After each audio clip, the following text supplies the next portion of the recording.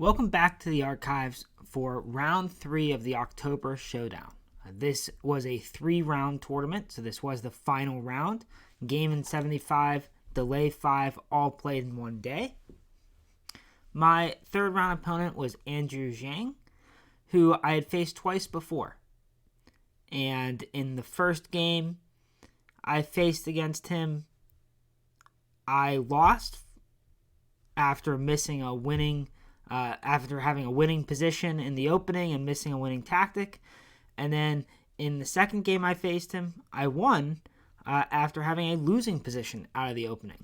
And I found a winning tactic. So this was a little bit of a rematch.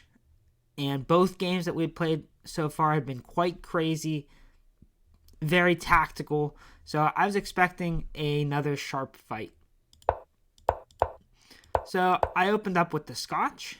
And I had black in both of our previous encounters, so I decided to throw a little curveball at him here and play the Goring Gambit. And he thought for a bit, and then he declined it by playing knight f6. And this just gives white a nice position, but not something that I've faced that often, especially over the board in slow chess. And I had to take a little while to try to remember what I was supposed to do, trying to remember the theory. I wrote a course on Chessable about it, but not a lot of practical experience in this specific line. But I did play it correctly. I get my nice center with the advanced e5 pawn. And bishop b5 was the move I was really happy with, because in this position, I've had this a couple of times online and I've not played the correct move. I think I played bishop to c4, but bishop b5 is the strongest move here. And after bishop to g4, I knew I was out of anything that I had looked at previously. But white should have a nice position here. Black's not ready to castle. I'm ready to castle. Development is easy, and I haven't given up any material to get here. So I castled. They played bishop to e7, and then I played queen to b3. A very thematic idea in the Goring, where we attack down the b file and along this diagonal. And my opponent played bishop e6, which I had seen when I played queen b3. But once they actually played it, I started seeing ghosts. And I spent a long time on this move. I was up. Previous to this move, I was up a lot of time on the clock. But after this, I gave basically all that time back, probably 15, 20 minutes on the clock, thinking about this move, because I knew that white had the advantage. There was no way black should be able to get away with moving this bishop twice, but I couldn't find a knockout blow. And I didn't want to go past this position and later look at it and say, oh, well, I had that tactical blow that would have just finished the game. So I really took my time here, and I did not come up with the best move. There is no tactical blow here, but the best move is knight to c3, and whenever the knight captures, just retaking with the queen, which is a move that I did strongly consider, but eventually I decided to damage black's structure. And I thought I would be able to go after his weak c-pawns a little more easily than what happened in the game. So queen a4, queen d7, and then I developed my knight. And I was happy with this position.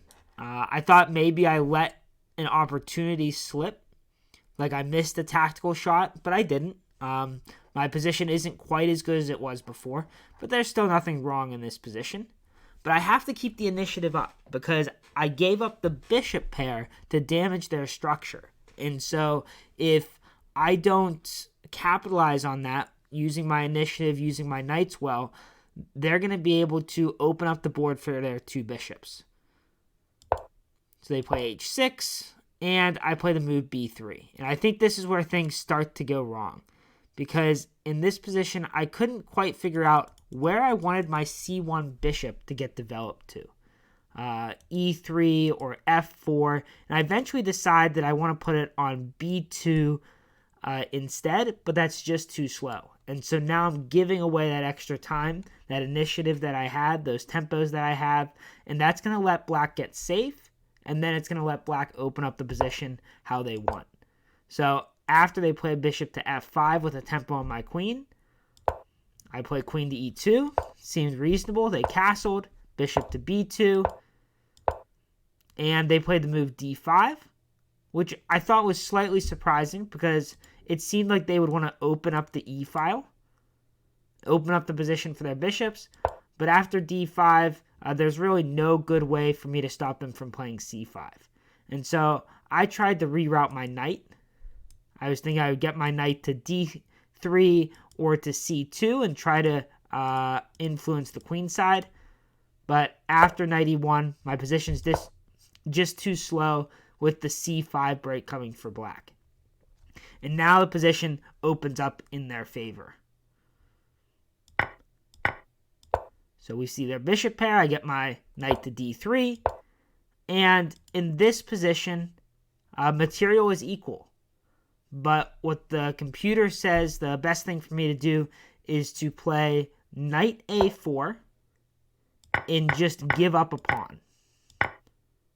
It says this is the best I can do, go into this position where I am just down the passed d pawn. The evaluation is black is up a pawn, right? Not winning for black, but they've got the advantage. And by trying to hang on to that pawn, I just get myself into real trouble. So I could tell in this position I was getting into trouble. And so I played king to h1 with the idea of playing f4. So I could feel it starting to slip away, and I wanted to create counterplay on the king side. Unfortunately, though, I still lose the pawn, except in a worse way. So bishop takes d3, queen captures, they take the e-pawn, I play f4, and I realize that my knight is pinned to my bishop. I can't really guard the bishop. And with their bishop solidified on f6, my bishop on b2, not a good piece. So we go all the way back to that moment where I played b3. Not only did that misplace my bishop on b2, but it was too slow and I let that initiative get away from me. And now black's position is very pleasant to play because they control that open e file. And I'm going to really have to try hard just to make life difficult for black. So we play f5. I'm thinking I can get something going on the king side still. Or let me rephrase. I'm thinking my only chance is to get something going on the king side. Objectively, I know that my position is not good here. I can't really stop the d-pawn. And even if I do, it's going to involve trading off a bunch of pieces. And I'll be in a losing endgame. So we have to make things messy. So it's time for that knight to come back to the king side. And I thought this maneuver by black to put their queen on a8 was super unusual. And I did not understand it at the time when they played it. And even as the game developed, it just didn't make sense to me why they put their queen on a8. And I felt like even though I couldn't capitalize on it, it could only help white to have that queen on the a8 square. So we continue. They open up that diagonal. I play queen to g4, and I'm trying to create tactics. And so I'm going after that f6 square. And thinking that if I could maybe push the g-pawn. Can't right now because, again, their queen is on that diagonal. Though why it's not on c6, still unsure about. But if I can open up the g file, if I can trade on f6 and double those pawns, maybe my queen can get in, or maybe I can do some kind of rook lift. Lots of maybes, nothing concrete. But knight h5, and black does have to be a little bit careful. So they just double. I trade on f6, and I play bishop g5, which at least looks nice, right? Bishop g5, they can't capture. I'm threatening to double those f-pawns and attack down the h-file. But after queen back to c6, now f6 is defended. And I couldn't come up with anything better than trading into this position. But heavy pieces on the board. The d-pawn is decisive. So we'll play it out, and I'll show you how it finishes. But unfortunately, in this position, the queen is simply trapped.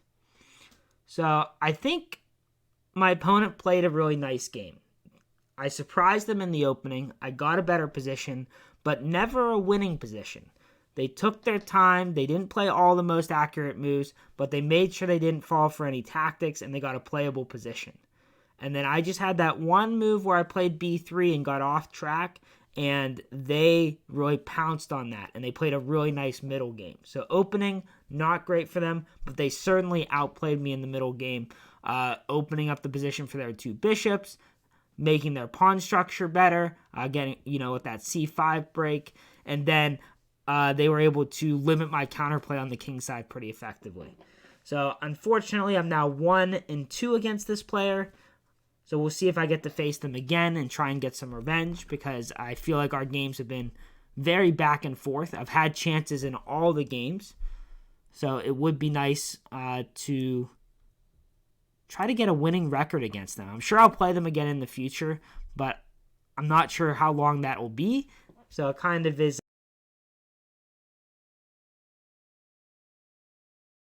a little unfortunate to have the losing record at the moment.